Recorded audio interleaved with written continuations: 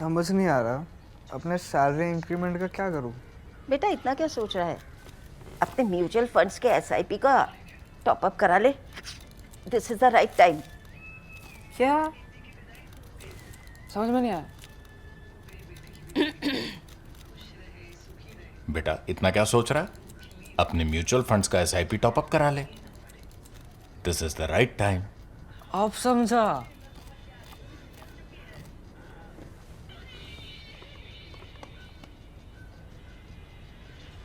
Mutual fund investments are subject to market risks. Read all scheme-related documents carefully.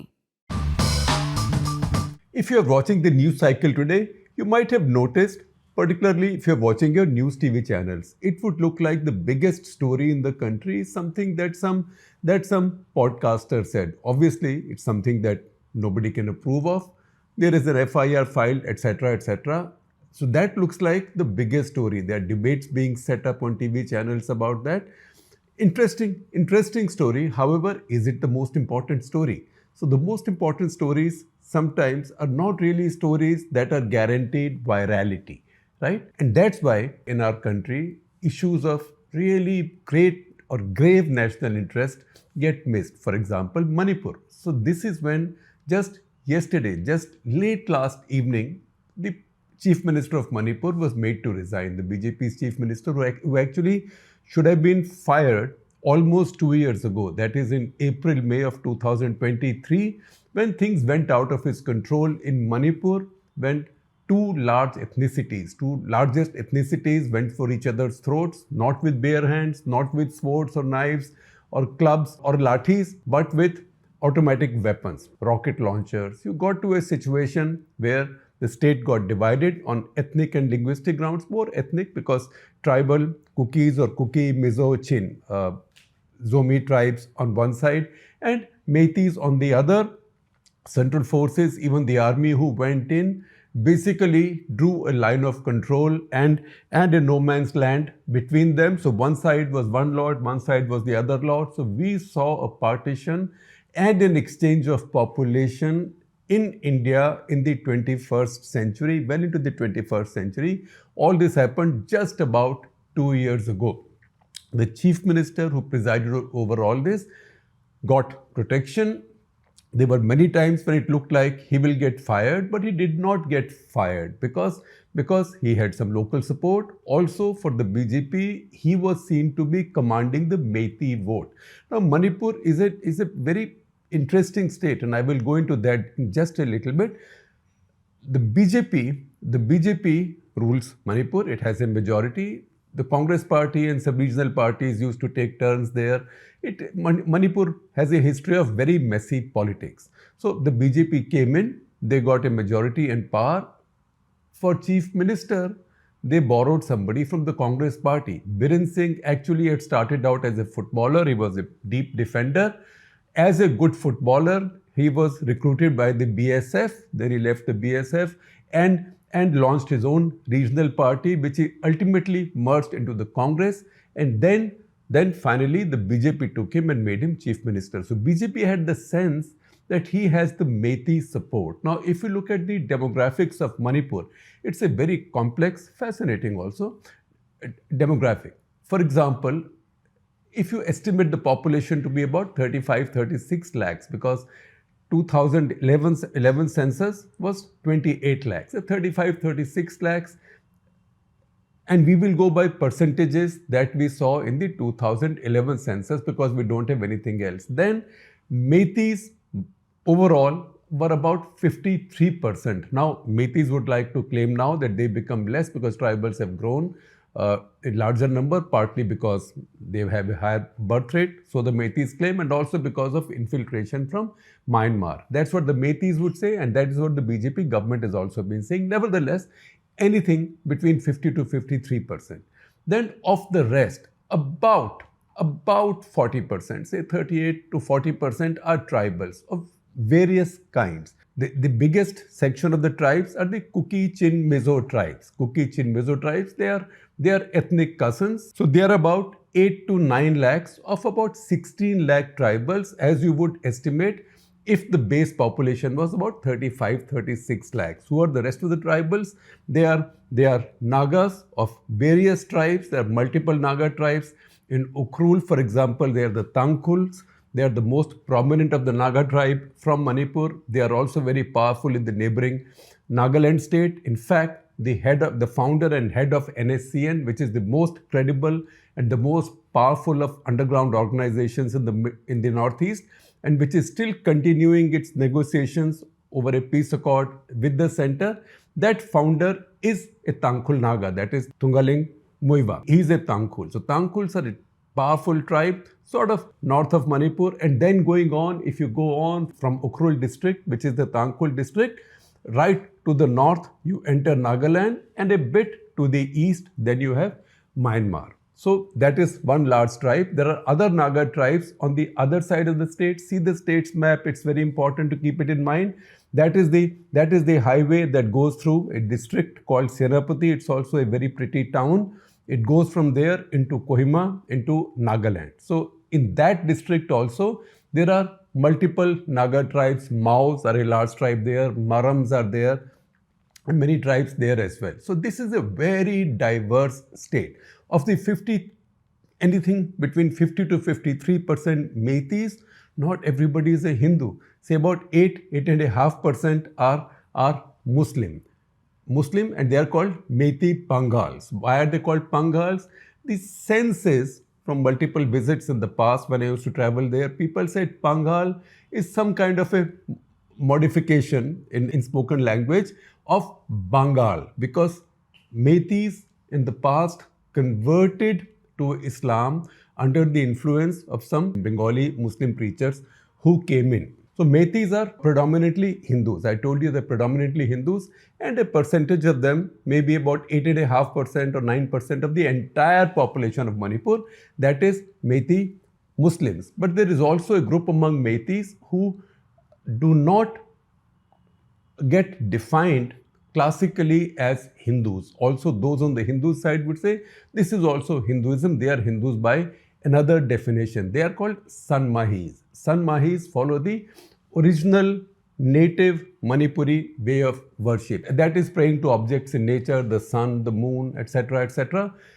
Hindus would say that this is no different from any Hinduism, because Hinduism is a polytheistic religion. However, they are defined separately as a distinct group. So it is in this mix, this really diverse, fascinating ethnic mix, that BJP saw this leader, Biren Singh, who had the support, as the BJP saw it, of the largest group of people. And the largest group of people happen to be Hindu, and they happen to be located in the capital, not just the capital, but in the population heartland. I'm using that carefully, population heartland of the state, because see, look at the map of Manipur. When you see the map of Manipur, this is like a panoramic map of Manipur. You will see most of it is green, which means most of it is thickly forested.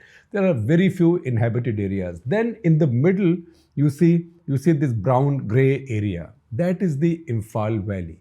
Imphal Valley is about 10% of all of Manipur, just 10% of all of Manipur, but 60% of Manipur's population lives here. That's the reason I said this is the population heartland of the state. Until now means until early 2023, people of all tribes lived there alongside the Meiteis. For Meiteis, that is their zone. They live there. It's the Meitei heartland. After the riots and after the tensions, many of the tribal started leaving. By this time, the ethnic cleansing is almost complete on both sides. That means almost all Kuki, Chin tribes, Kuki, Chin, Mizo tribes who lived in Imphal Valley, this large inhabited area, they've all left and they've gone to the hills. Similarly, any Meiteis who lived in the hills have come to the valley. So you've had an exchange of population in India in 2023-24, and that should be a cause for a great deal of embarrassment. And that's why it's disappointing. I'm adding opinion here. It's disappointing that the BJP has taken this long to make this basic change in Manipur. What this means, I will talk about. In fact, I will be joined by my colleague and our deputy editor Moushumi Gupta, who's been among those covering and leading the coverage in Manipur. So she'll join me in just a couple of minutes to explain what does it exactly mean. Because what does the Chief Minister changing mean? Because for all practical purposes, the state has been governed from Delhi since 2023, since troubles started. We'll talk about that in detail. Now, before I call Moushumi in, let me also explain to you why is it that we should worry about or we should think about Manipur. That you cannot treat Manipur as out of sight, out of mind, or pro-BJP, anti-BJP, not like that. A nation, particularly a large nation, is most vulnerable at its extremities, right? Even in a human body, if somebody's arteries unfortunately weaken, it can be because of sclerotic disease, it can be because of diabetes, it can be because of hypertension, a combination of everything. Any arterial sclerosis, first of all, affects blood supply to the most distant parts of your body. The feet, for example, the hands, the feet first, then the hands. It's like that for nations also. Nations are the most vulnerable at their extremities. Manipur is as much of an extremity of India as possible. Then look at the map of Manipur. Take a close look and see who Manipur's neighbors are. First of all, in the northeast, besides Assam, which is not a tribal state, Assam has a sizable tribal population, but it's not a tribal majority state. If you see the tribal majority states in Assam, Manipur is the most diverse, even for the number of tribes it has. It has Kuki, Mizo, Chin tribes who are part of one large ethnic group, and they have to the west of Manipur, look at the map, to the west of Manipur, in fact, right across Churachandpur, the state of Mizoram, right, which is, as the name indicates, the Mizo state. That's why anything that happens to the Kuki, Chin, Mizo tribes here has an echo in Mizoram, and that's why some refugees have gone there from one state to the other, and that's why the Chief Minister of Mizoram has been exercised about this.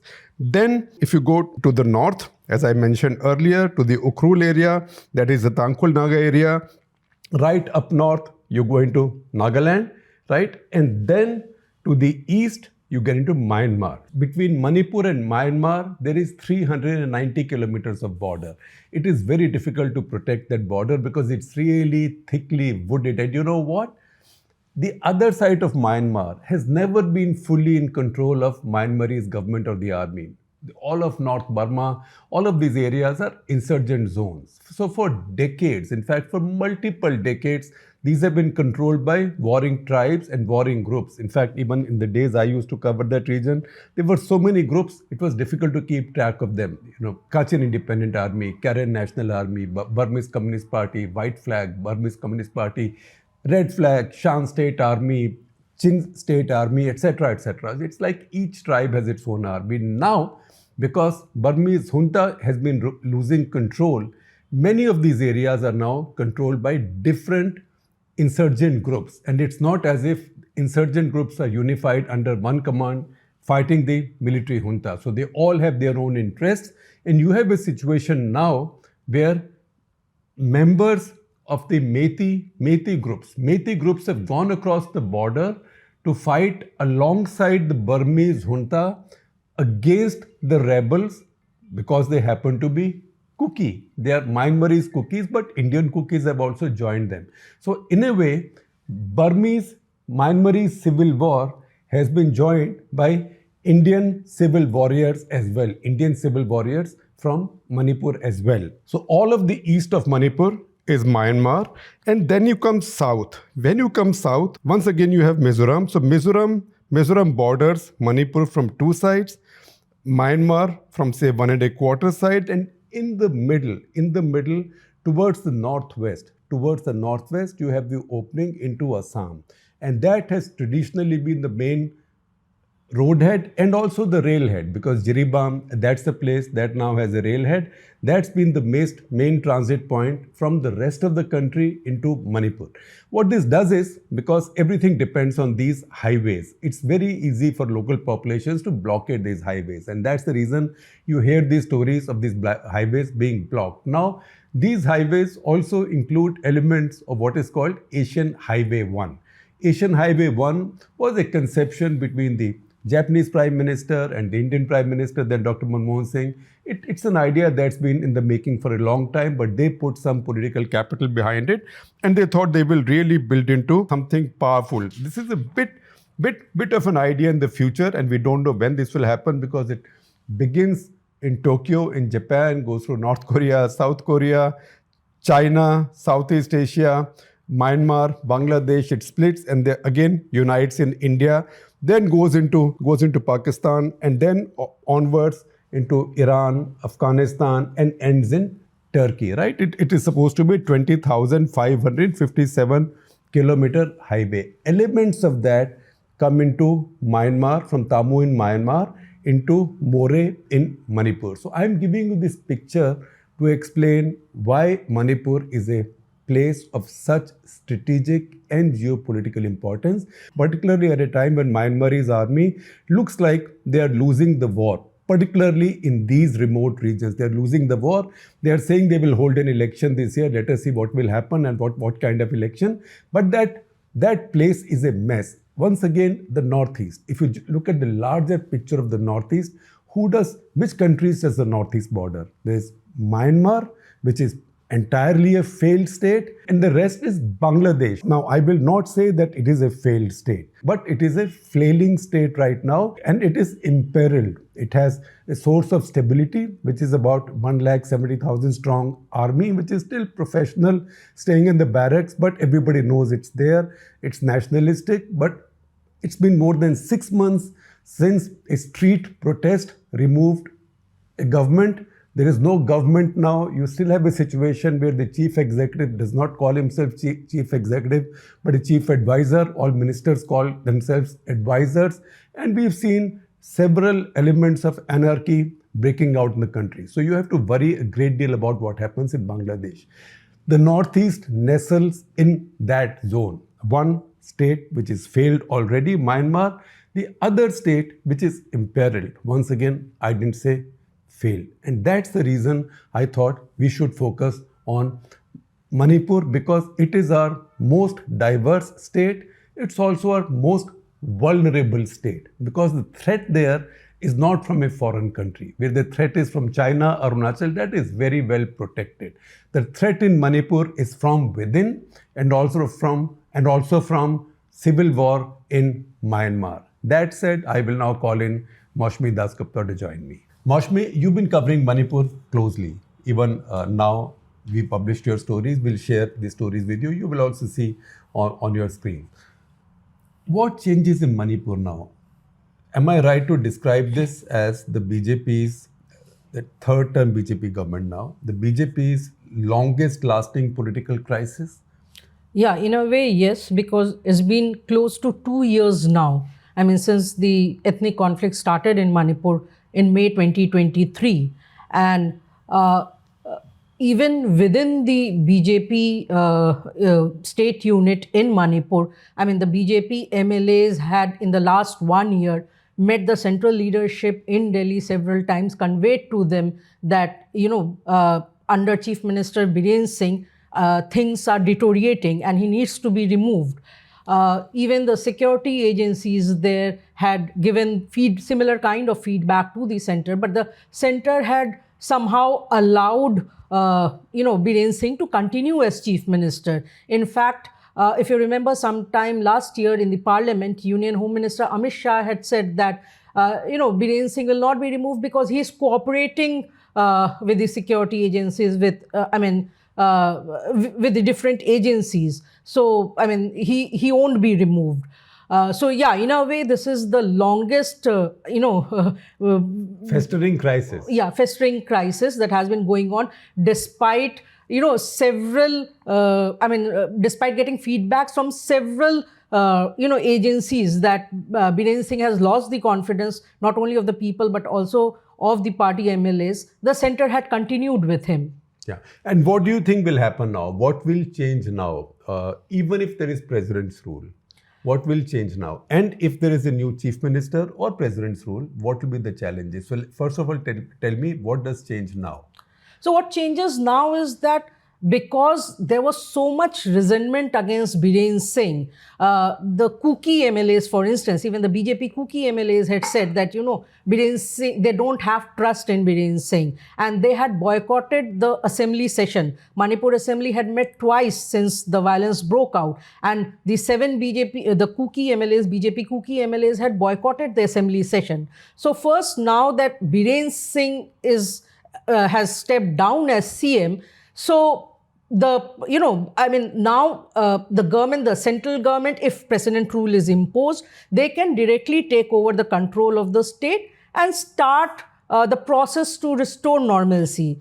And the fresh session was supposed to start today, assembly Yeah, session, the fresh which is now session been postponed. Yeah. So this has been done on the eve of that assembly session. Why? Because BJP has a strength of 37 in a house of 60. So BJP should have felt quite safe. Why were they not feeling safe? So because there was a threat from within the BJP, which forced the central leadership to act this time. So what had happened was that a section of BJP's MLAs, the Meiteis MLAs, so they had said, they had indirectly conveyed to the central leadership that the Congress is planning to move a no-confidence motion against the Biren Singh government in the House. Congress only has 5 MLAs. The Congress only has 5 MLAs. Congress knew very well that it doesn't has the numbers to, take through the no-confidence motion. But, at least they could, a no-confidence motion would allow a discussion on the Manipur situation to happen.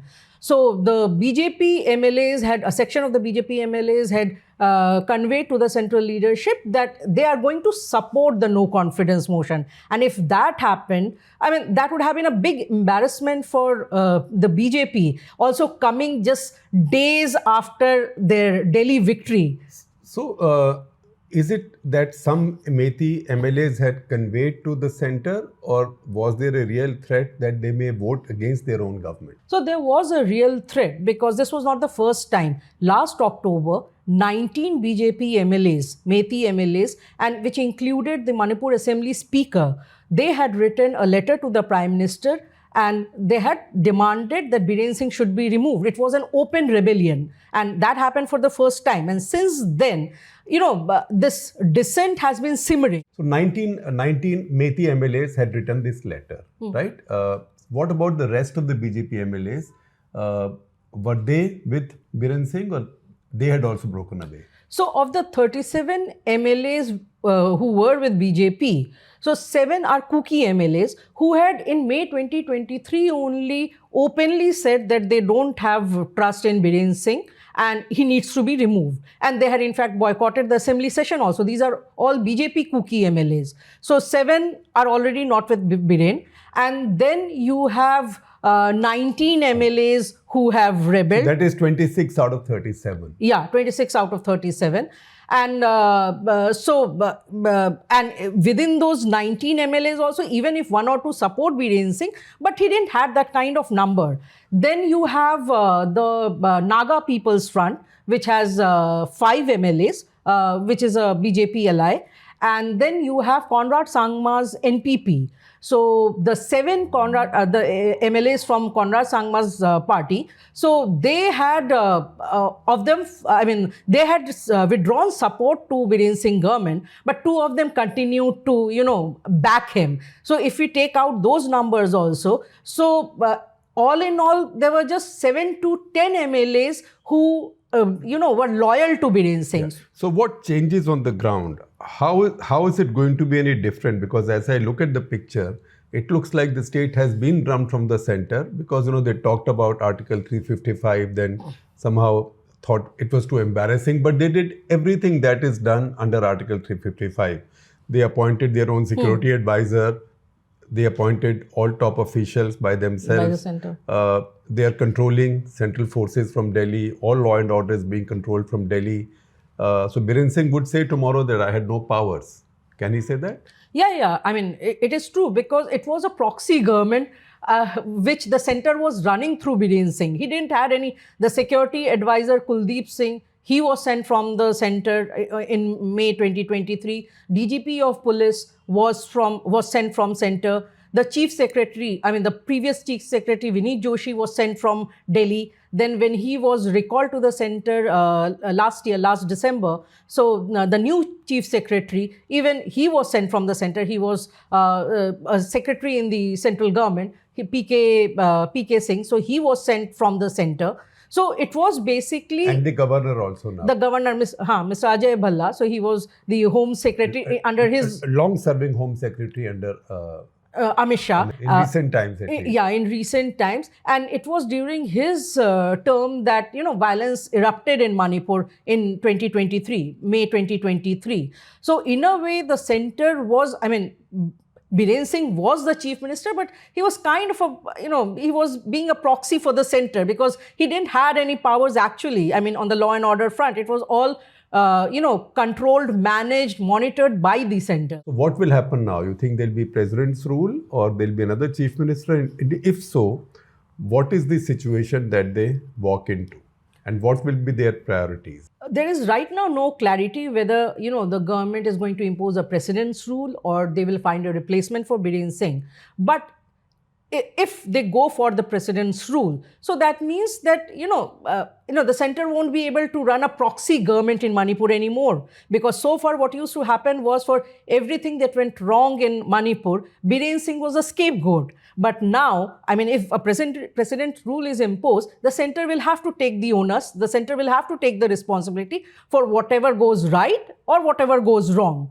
So that's the case with president's rule. So if they appoint a replacement for Biren Singh, one has to see if the person has more control on the ground. So that again will be a challenge.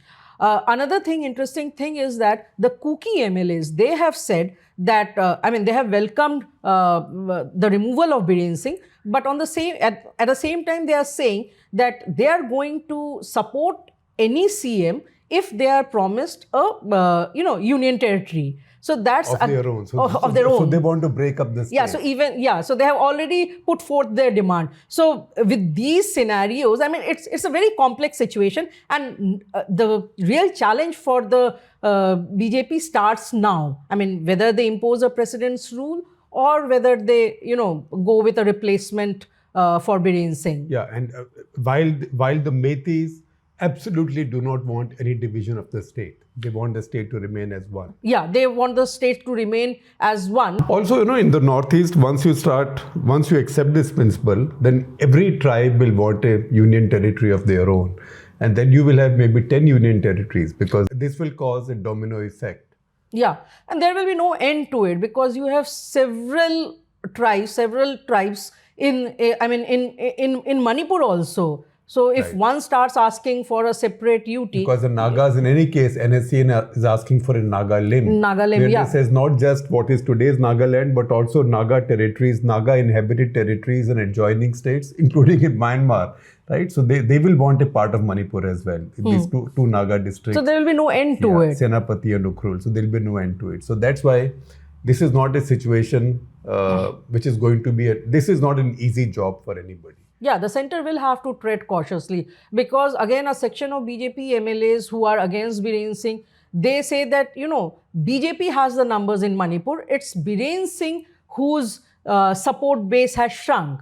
So, imposing a president rule here, would backfire. They don't want a president's rule. But then again,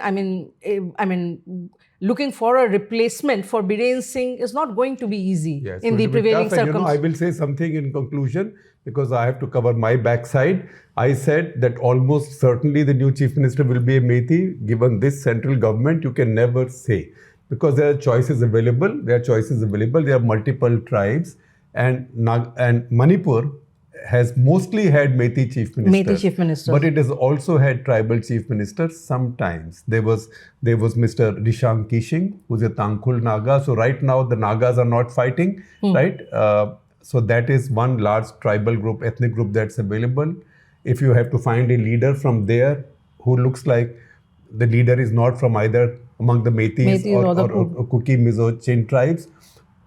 He might be acceptable Yeah. to. And similarly, before that, there was also young Mashu Shaiza. So at least we have two examples of significant Naga tribal chief ministers who both happen to be Naga. So it's not as if the center does not have any options.